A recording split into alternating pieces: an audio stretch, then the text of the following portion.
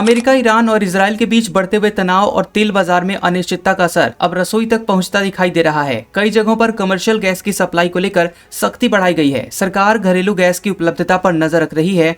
ऐसे माहौल में कई लोग इंडक्शन चूल्हे की तरफ रुख कर रहे हैं, लेकिन लोगों के मन में सबसे बड़ा सवाल ये भी है कि क्या इंडक्शन पर खाना बनाने से बिजली का बिल बहुत ज्यादा आता है या फिर ये एलपीजी से सस्ता पड़ता है। तो चलिए आइए जानते हैं इस वीडियो में कि अगर 1 घंटा इंडक्शन चूल्हा पर खाना बनाया जाए तो कितना बिजली का बिल आएगा।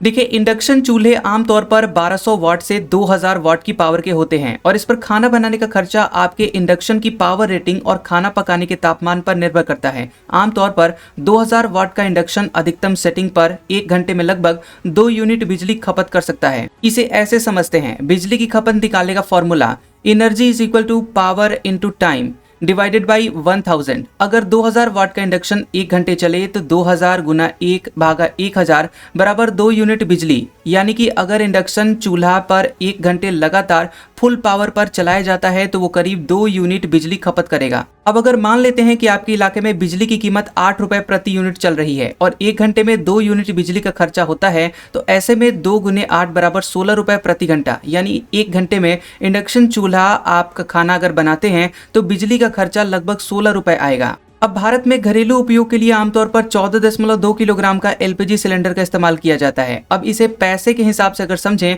तो मान लेते हैं कि घरेलू 14.2 किलोग्राम एलपीजी की सिलेंडर की कीमत अगर 913 रुपए है, जो अलग अलग शहरों के हिसाब से अलग अलग होते हैं। तो अगर हमें 1 घंटे में खर्च जानना है तो इसके लिए सबसे पहले हमें 1 किलो गैस की कीमत निकालनी पड़ेगी।